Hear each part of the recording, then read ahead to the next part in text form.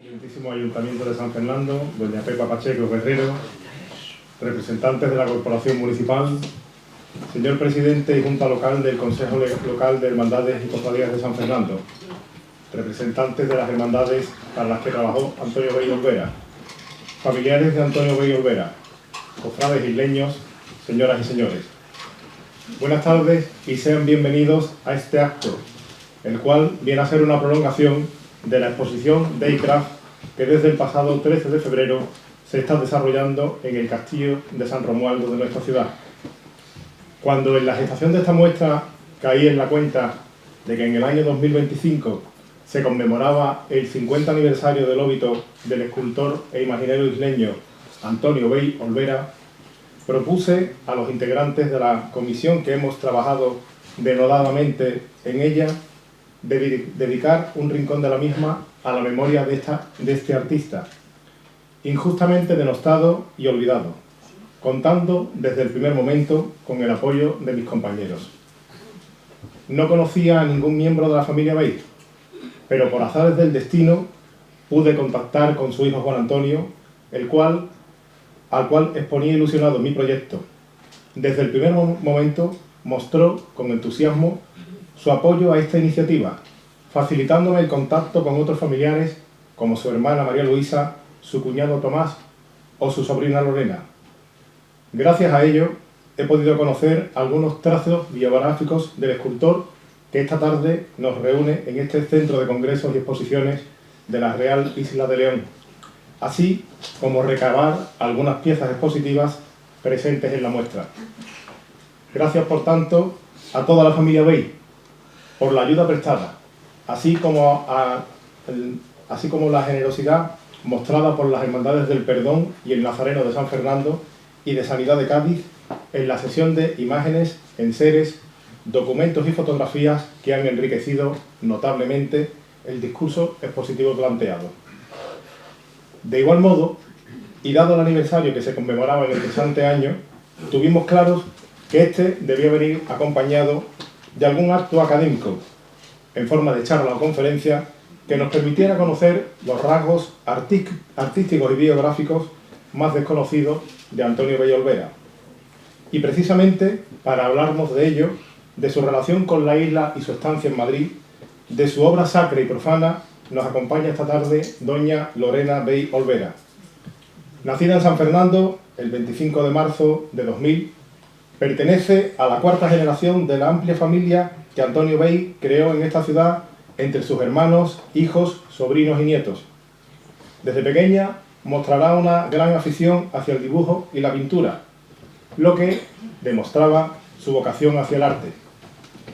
Pese a su juventud, es graduada en Historia del Arte por la Universidad de Sevilla y la UNED, y ha completado su formación con el Máster Universitario en Patrimonio Artístico y Andaluz y su proyección iberoamericana en la Universidad de Sevilla, así como con diversos cursos de experto en patrimonio subacuático, diseño y organización de exposiciones o crítica de arte.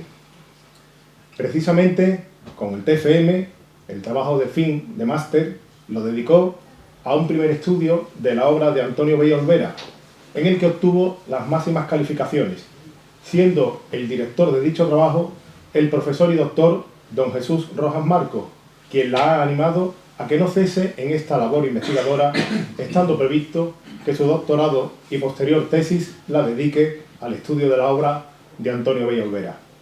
Hoy viene a mostrarnos parte de dicha investigación, que permitirá conocer aspectos y obras hasta ahora desconocidas de este gran escultor isleño. Deseando estamos de escucharte y aprender de tus enseñanzas. Amiga Lorena, tuya es la palabra. Muchísimas gracias.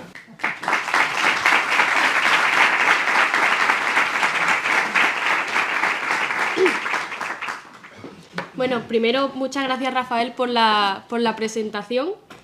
Y nada, aparte de desearos muy buenas tardes a todos y a todas, me gustaría arrancar esta conferencia contando, bueno, un poco el por qué estoy aquí, por qué me he embarcado en este proyecto y qué es lo que vengo a contaros.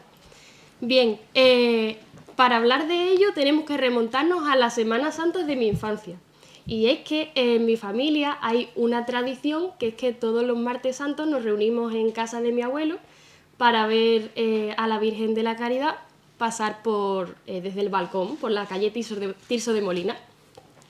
Entonces, este contacto que yo he tenido siempre con la obra de Antonio Bey, que es el autor de La Virgen de la Caridad, siempre ha estado presente en mi vida, y como tal se me presentó la oportunidad de meterme en esto desde la perspectiva investigadora.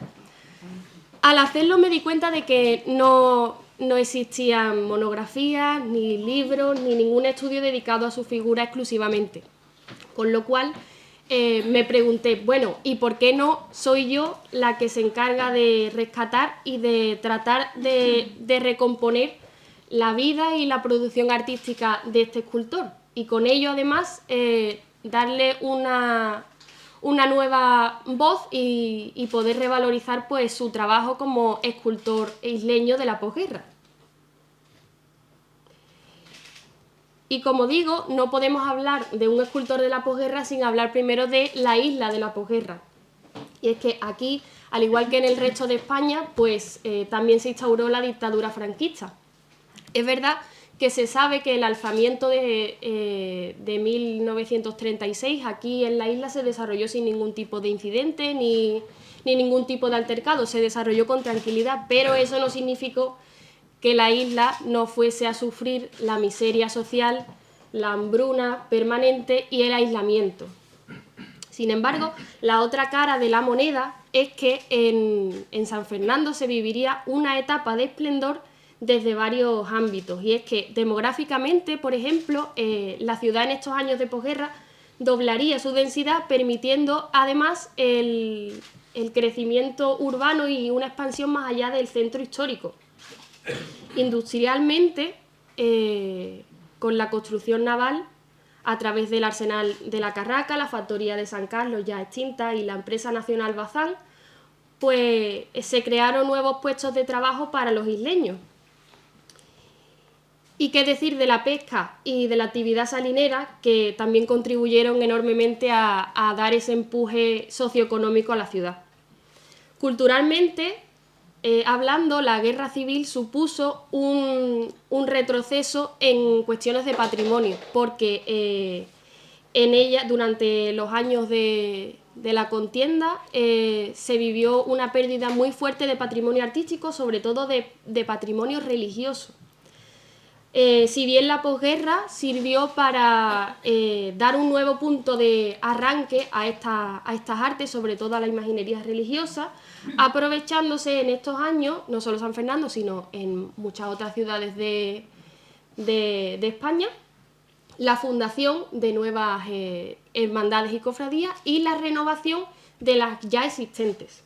Entonces, en este contexto de boyante economía en San Fernando y de gran volumen de trabajo para la imaginería religiosa, sobre todo, es donde se encontraría trabajando Antonio Bey. Pero antes es imprescindible saber, antes del artista, es imprescindible pues, conocer a la persona. Antonio Bey Olvera nació el 15 de marzo de 1917 en San Fernando, en el seno de una numerosa familia cuyos padres eran Juan Manuel Bey Pinedo y María Dolores Olvera Lobato. En este caso, esta familia siempre vivió en la calle Lope de Vega, que popularmente se conoce como la calle Comedias, por aquel corral de comedias que hace siglos atrás estuvo presente en la calle. Y Antonio siempre demostró un interés por el arte, que en su caso fue de manera muy temprana, porque se conoce que sus inicios en este mundo fueron a través de realizar figurillas de barro para el Belén. Es verdad que tuvo que empezar a trabajar muy pronto. En la época no era nada raro que un niño de 7 años estuviera ayudando en tiendas o colmados, por ejemplo, y ese fue el caso de Antonio, pero esto no le impediría pues, hacer para sus familiares, sus conocidos y sus amigos pequeños bustos escultóricos y aprovechaba y se los regalaba. Ya de mayor tuvo la oportunidad de estudiar en la Escuela de Bellas Artes de Cádiz y gracias a una beca que le otorgó el ayuntamiento de esta ciudad pudo acceder a la Ilustrísima Academia de Bellas Artes de San Fernando de Madrid, que eso ya es mucho decir, entre los años 1935 y 1936, unos años un poco convulsos para encontrar documentación. De esta época vamos a encontrar obras como las que podemos ver en la exposición. En este caso tenemos una cabeza de San Juan Bautista, cuya condición como examen, es una obra examen, se puede fácilmente averiguar por su cercanía con el modelo que Antonio Bey copió. En este caso, el modelo copiado es el de la cabeza del Bautista del escultor Alonso de Villabrille, un escultor del siglo XVIII. Es verdad que los requerimientos académicos no dejan aquí mucho espacio a la innovación y a la demostración de algún estilo personal. Pero veremos más adelante que esta obra nos puede servir como punto de arranque para el que luego sería el estilo personal de Antonio Bey. Su formación estuvo interrumpida por la irrupción de la Guerra Civil, a la que tuvo que acudir forzosamente, pero eso no supuso ningún hándicap, ningún obstáculo para a la vuelta poder retomar su formación, en este caso con maestros de la talla del escultor Mariano Benllour o del valenciano Octavio Vicent, aparte de que fue condiscípulo de Juan de Ávalos. Juan de Ávalos es el que hizo el Valle de los Caídos. Además, una mentoría artística muy importante dentro de su carrera es que fue aprendiz de Juan Cristóbal, al que tuvo la oportunidad de ayudar en el monumento a Julio Romero de Torres, que se encuentra en Córdoba y que se inauguró en 1940. Ya como autor independiente, desligado de todos los maestros que tuvo, era un escultor, necesitaba un taller, con lo cual Antonio se hizo con un local que estaba ubicado al final de la calle Saturnino Montojo, en el cruce con la calle Arenal, o sea, donde está hoy Isla Salud, enfrente del Parque Almirante Laulé, ahí es donde tenía Antonio el taller. Y allí se conoce que ese taller servía como centro de reuniones de toda la intelectualidad de la época. No solo artistas locales como el famoso pintor José Martínez Pepiño, que aunque es gallego, es adoptado por esta ciudad, y otros artistas de otros lados, como por ejemplo imagineros sevillanos y demás. En este caso se reunían en el taller de Antonio para celebrar tertulias y debatir, conversar sobre temas intelectuales, morales, incluso espirituales, aparte de artísticos. Y aquí es donde Antonio recibía un poco también la inspiración por parte de sus compañeros de profesión y se imbuía en sus ideas dentro de este santuario sacrosanto que era para él. Queda registrado documentalmente que el taller de Antonio Bey era un desastre. Estaba todo por medio, había tallas de escayola, trozos de madera, legajos, documentos, había hasta telaraña, y esto es verdad que queda recogido documentalmente. Entonces, dentro de todo de toda esta varaunda de cosas de artistas, como cualquier persona que es desordenada, siempre había un orden. Dentro del desorden, Antonio siempre entendía su orden, y por eso se sabe que todo aquel que entrara quedaba advertido de que no podía ni tocar ni mover absolutamente nada. Y ahí en el taller es donde Antonio pues podía hacerle frente a los diversos encargos artísticos, aunque es verdad que también se conoce que él tuvo que dedicarse a otros trabajos que no eran de su máximo agrado, pero cuando se trataba de los encargos artísticos, él volcaba en ellos toda su pasión, toda su vocación y en ellos demostraba una seguridad aplastante, a pesar de haberse formado en unos años tan convulsos y a pesar de la época que era. En las obras siempre vamos a ver un naturalismo muy marcado, pero a la vez una sencillez que se contrapone al barroquismo que estamos acostumbrados a ver en las tallas de imaginería, por ejemplo, de otros imagineros como Luis Ortega Bru, por ejemplo. Y en este caso, las limitaciones técnicas también a él le afectaban, es decir, trabajaba con materiales pobres. Él utilizaba la madera de cedro, madera de pino, la piedra caliza también la empleaba mucho, pero lo que más utilizaba también era el barro, que lo tomaba del Parque del Barrero, que era la antigua cantera de la ciudad donde muchos de niños habéis jugado. Además, para el lacado de imágenes utilizaba ceniza, clara de huevo y aceite de oliva. Y esto lo tenía muy a mano porque su familia era la que regentaba el famoso freidor de los Beis, y desde ahí de donde sacaba todos estos materiales. Toda esta amalgama de ingredientes era lo que luego iba a dar como resultado pues, las obras que encontramos dentro de la producción artística de Antonio Bei.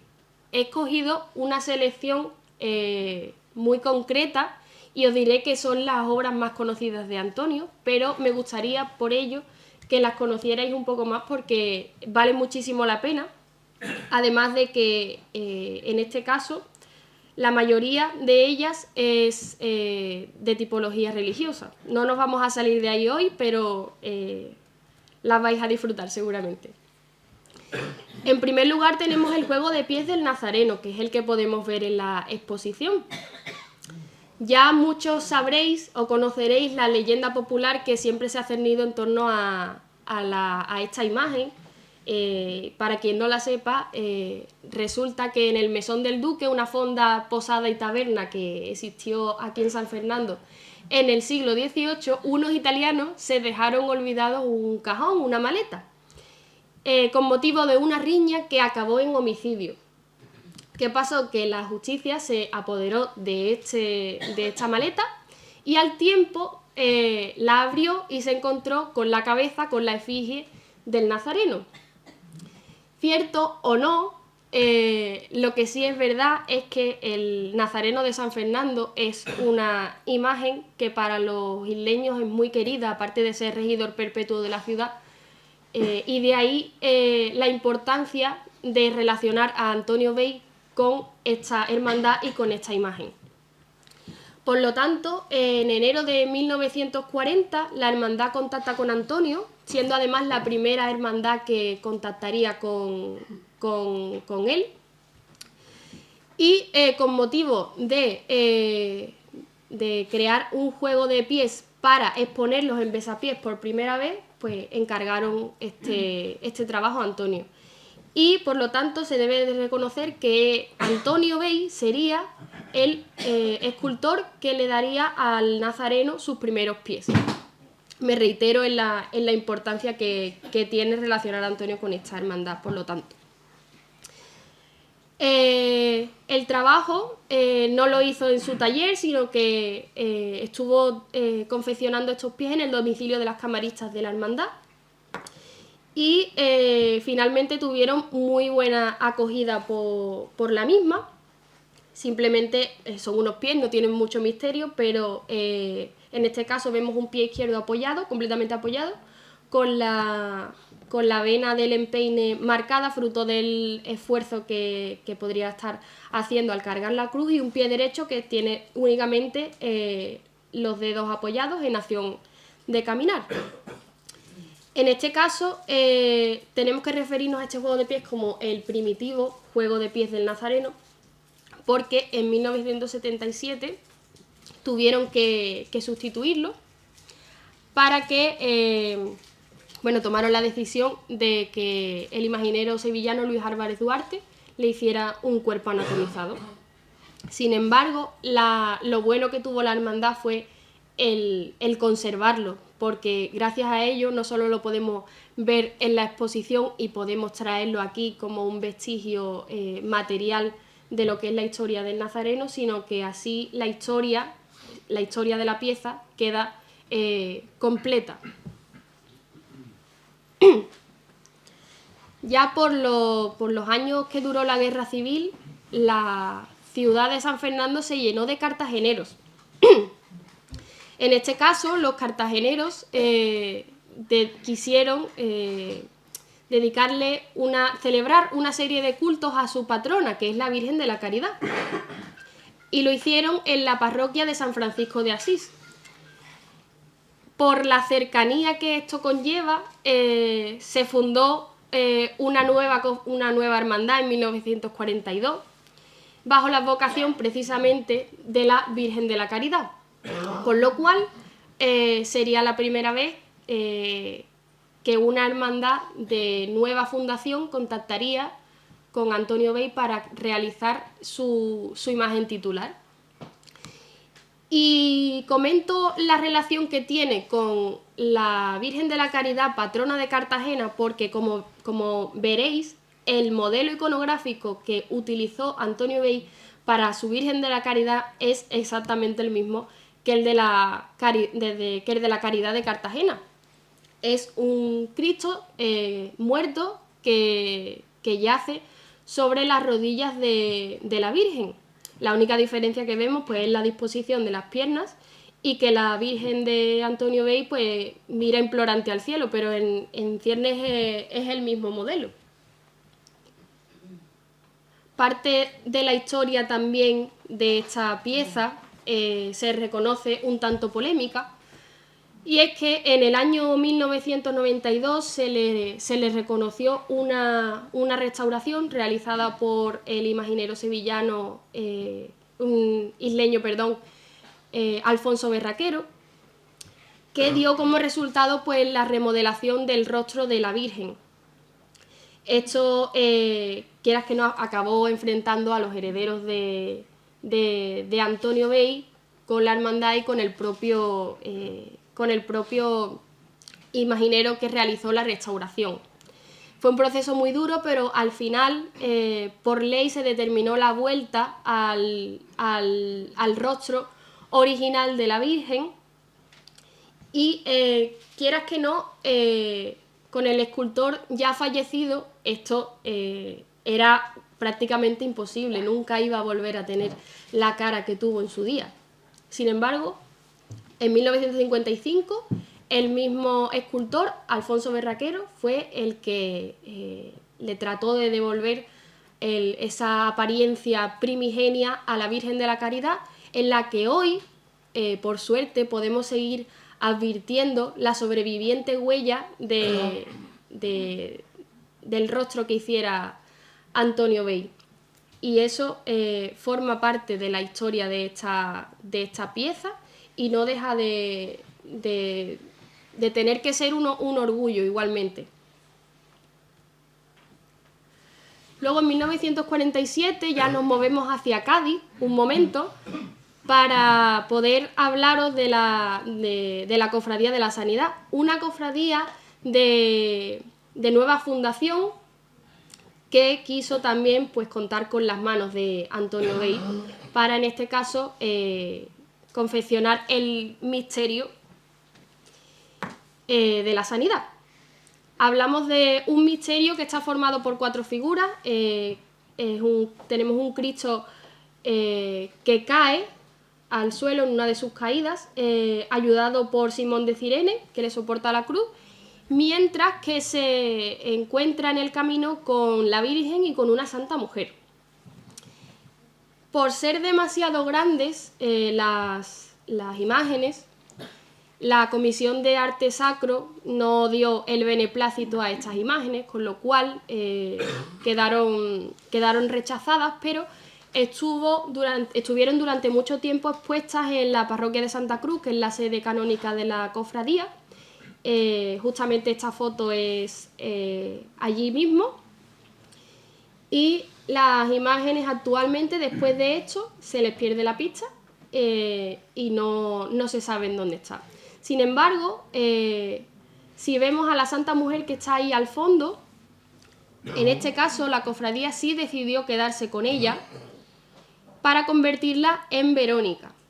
Así es que procesiona junto al Cristo de Miguel Laínez Capote hasta el año 1997, cuando se decide sustituir las imágenes existentes por otra que hiciera el imaginero Luis González Rey, no quedando ya rastro en el misterio actual de la Cofradía de la Sanidad de la huella de Antonio Bey.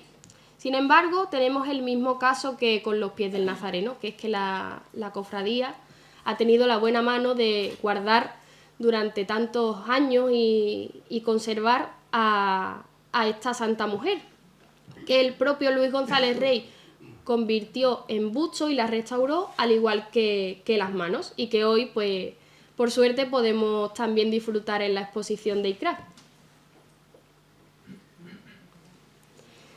Para que no cupiese ninguna posibilidad de que le volvieran a rechazar las imágenes, para la confección del Cristo del Perdón, Antonio se encargó de estipular en el contrato una cláusula que prohibiera determinantemente a la cofradía la idea de rechazarle la imagen que hiciera. Este sería el caso del Cristo del Perdón, como digo, en el que refleja Antonio Bey la primera palabra de Cristo en la cruz, que es Padre, perdónales porque no saben lo que hacen. En este caso hablamos de un Cristo de 1,83 m, bastante musculado y bastante hercúleo, que guarda un fuerte mensaje iconográfico.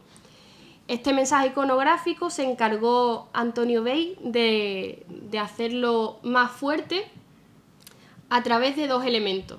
En primer lugar, la cartela que vemos aquí, escrita en hebreo, en un inicio se colocó torcida porque quería así el escultor dar a entender lo inhumana que había sido la acción que precisamente el ser humano había cometido contra Cristo.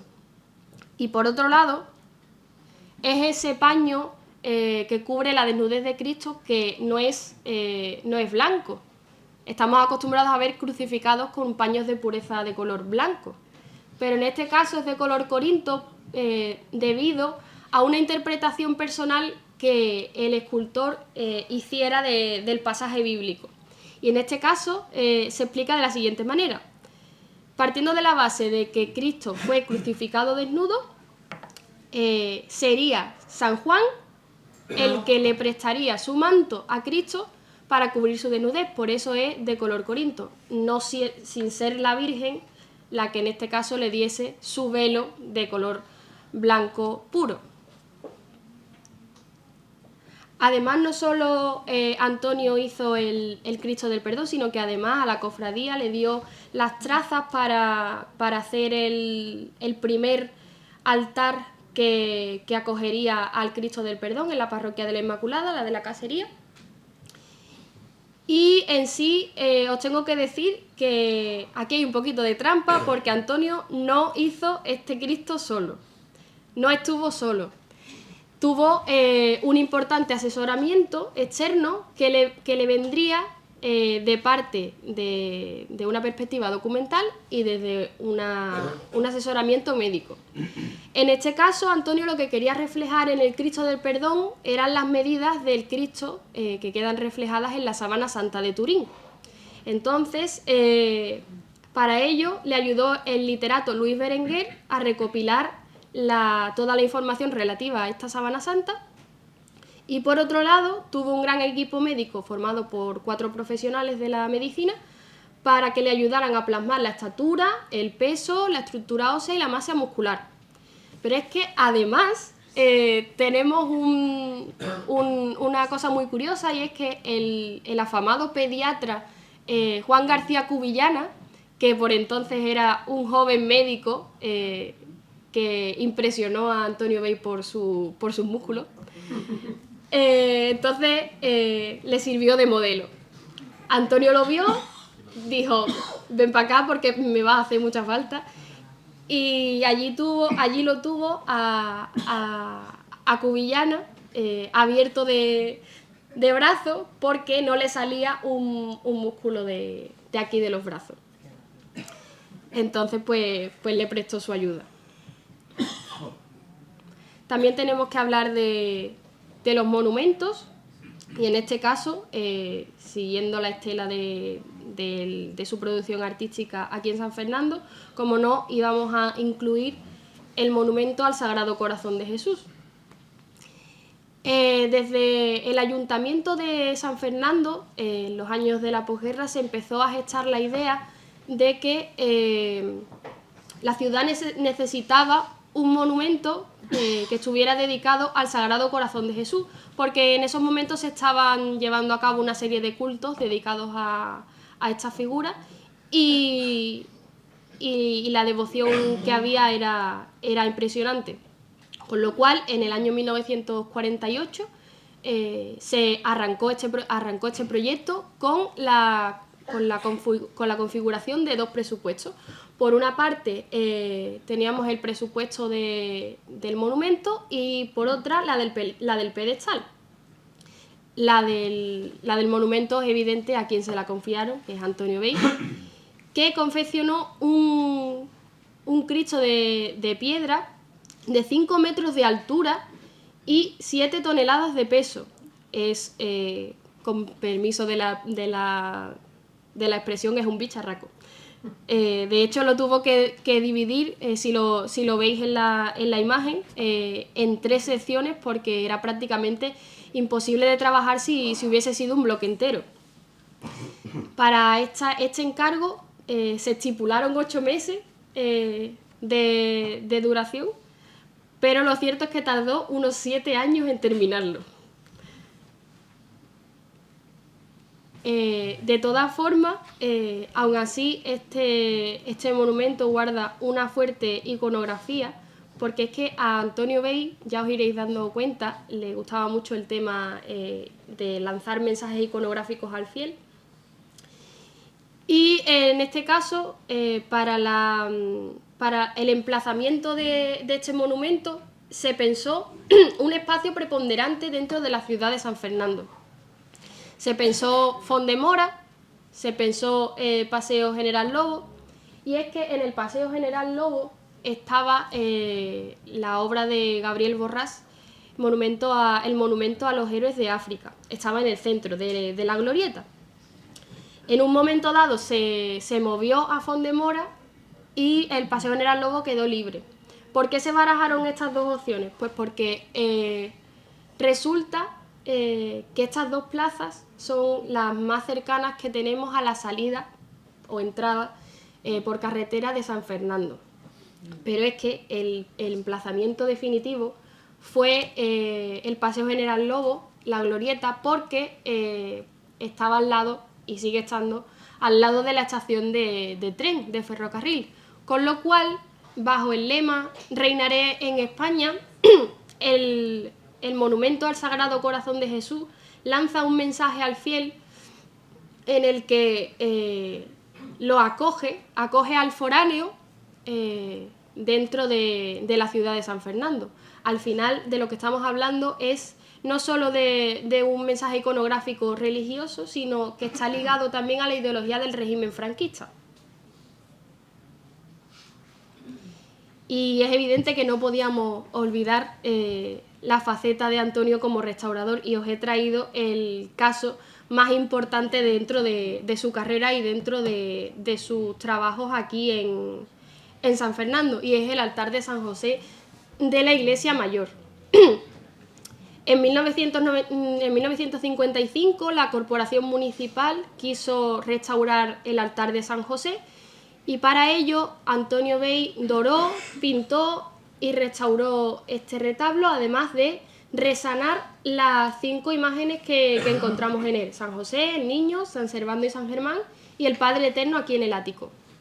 Además, decidió incluirle la inscripción, aquí la podemos ver más de cerca, que versa lo siguiente. Dice: Pro salutem enim vestra misit me Deus, que significa Dios me envió para vuestra salvación. Y es curiosa esta inscripción porque podemos encontrar una especie de trampa o de trampantojo, y es que si os fijáis bien, la M de misit es una M que está invertida. Si vemos la M de enim, el primer trazo para escribir la M es un trazo fino y el de Mísit es un trazo más grueso. Esto quiere decir que la M de Mísit se invirtió. No estamos muy seguros de si fue sin querer, de si fue aposta, pero sí podemos llegar a pensar que fue a propio intento, porque en el banco del retablo podemos encontrar, de igual manera, si nos fijamos bien, un autorretrato del escultor, aquí lo vemos, que al final lo que convierte a esta intervención en una intervención que está llena de simpáticos guiños para que el fiel no solo profese su fe, sino que además se divierta un poquito. A Antonio no dejaron de llegarle encargos aquí en su ciudad natal, pero la necesidad le obligó a mudarse a Madrid en 1960. Él, para ello, tuvo que vender su taller con muchísimas de sus obras dentro. Y ya está, y empezar de cero allí en Madrid. Él tenía también una familia muy numerosa que llevar para adelante.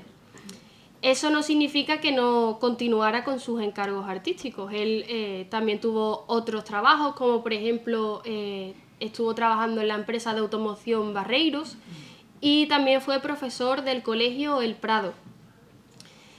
Pero ya os digo que él continuó con los encargos artísticos, como es el caso de esta Virgen sedente con niños, que también podemos ver en la exposición. Él, sin embargo, a pesar de haberse mudado, tampoco dejaría de venir frecuentemente a la ciudad que lo vio nacer y que lo vio convertirse en el artista que era. Por lo tanto, no se perdería una Semana Santa para poder acompañar a su Virgen de la Caridad. Sin embargo, en uno de estos viajes se le ofreció la posibilidad de volver en avioneta a Madrid, con la mala suerte de que la avioneta se accidentó, provocándole unas lesiones de las que no se pudo recuperar, falleciendo lastimosamente en el hospital el 9 de agosto de 1975. Él está enterrado en el cementerio de San Fernando y si alguno alguna vez pasa por allí, podrá encontrar un nicho muy bonito que tiene el bajorrelieve del Cristo del Perdón, que está realizado por su hijo Juan Antonio, en el que además podemos encontrar, si nos volvemos a fijar bien, aquel trampantojo, aquella trampa que Antonio incluyera en el altar de San José. Y es que si nos fijamos bien, aquí se lee escultor Antonio Bey Olvera, 1917-1975. Si nos fijamos bien, la segunda N de Antonio está invertida, al igual que la M de Mísit del altar de San José. Al final no deja de ser un bonito gesto entre padre e hijo, en el que entablan una conversación basada en el arte, ¿no? que fue lo que definió la vida de Antonio. Aquí termina esta conferencia, pero no termina ni la producción artística, ni los datos biográficos de este escultor. Porque, como bien ha dicho Rafael ya, me encuentro sigo con los trabajos de investigación en el que se están atajando la etapa madrileña y la etapa formativa más en profundidad. Pero, aunque el trabajo esté inconcluso, me gustaría, reseñar que gracias a oportunidades como esta, hoy no solo podemos estar aquí revalorizando el patrimonio cultural de San Fernando, sino además la producción artística y la vida de un escultor local que también ha definido el panorama artístico de la ciudad de San Fernando y cuya memoria hoy se puede poner en alza después de tantísimos y tantísimos años de olvido. Muchísimas gracias a todos, espero que os haya gustado.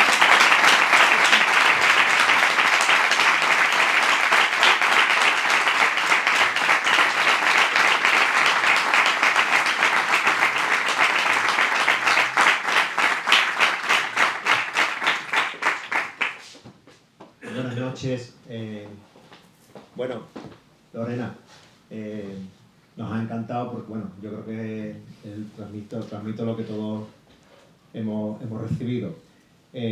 Nosotros, cuando Rafael nos propone hacer una conferencia enmarcada dentro de Daycraft, de la exposición que podéis disfrutar hasta el 5 de marzo, sobre Antonio Bey, bueno, le dijimos que sí directamente, porque fue un pionero, fue un innovador. Pensamos que somos pioneros ahora, que somos innovadores, pues no. Ya Antonio Bey hace ya muchísimos años, ya está en la 4ª generación, como bien ha dicho Rafael, fue un innovador, un pionero en San Fernando, y no solo en San Fernando, sino a nivel sector artesano, pues fue un gran pionero y un gran innovador. Lorena lo ha definido muy bien, No solo un escultor ni un imaginero, sino también, bueno, restaurador. Bueno, hemos visto pinturas de él, tenemos una pintura de él incluso en la propia exposición. Te emplazo a más ocasiones a escucharte, y cuando avances en este camino de investigación, y te animamos a ello, a que vuelvas aquí y podamos llenar la sala grande del centro de congresos, Y muchas gracias. Quiero que lleves de recuerdo, agradecido también, que no puedo olvidar, a la familia Bey por todo lo que ha hecho. Nos ha ayudado no solo en esta conferencia, sino también en la exposición, a las hermandades, a los medios de comunicación, a todos los amigos y allegados y familia de Antonio, la posibilidad de poder tener esta exposición, esta exposición junto a más artesanos de San Fernando, más artesanos de la isla. Estaba en el letargo, no estaba olvidado, estaba en el letargo, pero bueno, a partir de hoy creo que puede ser un punto de inflexión para seguir recordando a Antonio en este año, ¿no? Y por supuesto, el 10 de marzo, el primer lunes de Cuaresma, tenemos al Cristo de la Salvación con su Virgen de la Caridad por las calles de San Fernando, el primer día en el Vía Crucis del Consejo de Hermandades de la ciudad.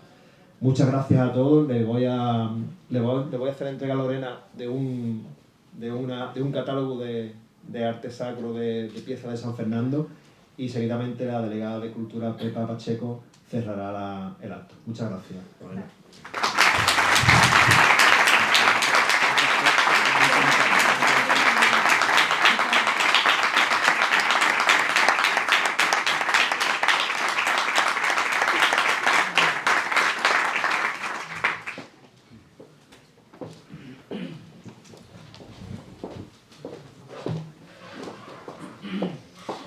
Buenas tardes a todas y a todos. En primer lugar, quiero agradecerles que estén aquí hoy y recojo el testigo del presidente del Consejo. Dado el espectacular aforo que hemos tenido esta tarde, creo que la próxima vez, y ahí te emplazo a ti, Lorena, que volvamos a hablar de Antonio Bey, sea en el auditorio de esta casa. Creo que hay manifiesto interés, sobrado interés, y por lo que has dicho hoy, es obvio que hay mucho más que contar. Muchísimas gracias por tu conferencia de hoy tan interesante, tan trabajada, y que nos ha aportado tanto conocimiento y ha puesto tanta luz a pasajes oscuros, ¿no?, en el conocimiento de un artesano tan relevante como él. Sinceramente es una satisfacción ver que ese talento de los Bey ha seguido pasando de generación hasta ti, que hoy nos lo has explicado tan magníficamente. Así que quiero darte las gracias en nombre de todos los presentes. También quiero dar las gracias al Consejo de Hermandades por la labor tan importante que está haciendo de recuperación y de puesta en valor de algo tan fundamental para una ciudad como San Fernando, como es su patrimonio religioso, su patrimonio cultural religioso. Es fundamental, y ahí también quiero dar las gracias a tantas cofradías y hermandades. Es fundamental que lo vivamos, que lo sintamos, que lo pongamos en valor, y creo que exposiciones como Daycraft pues juega ese papel esencial. Gracias, Rafa, por la excelente labor de comisariado de esa muestra, que va a tener continuidad en próximos años, como bien adelantó el presidente en el día de la inauguración. También quiero dar las gracias a la familia Bey por su generosidad con esta muestra y con esta ciudad. También porque me consta en primera persona el importante esfuerzo que están haciendo por poner en valor la figura de Antonio Bey en este año tan relevante como es el del 50 aniversario de su fallecimiento. Ya os lo digo aquí públicamente, el Ayuntamiento va a ir de la mano de la familia en todo lo que pongan en marcha, y creo que es fundamental que esta ciudad, que tanto debe a pioneros e innovadores como Antonio, pues tenga el gesto de darle su sitio y de hacerlo de forma pública. Así que aquí, Juan Antonio, sobre todo te lo digo, me manifiesto públicamente este compromiso. Y nada más, muchísimas gracias. Sé que además todos tenemos ganas de que pasen los días, entremos ya en el periodo de Cuaresma, que empieza justo la semana que viene. Espero verles mucho, espero disfrutar mucho con ustedes de cada uno de los actos que vamos a vivir a lo largo de todos estos días. Y nada, reitero el agradecimiento. Muchas gracias por estar hoy aquí.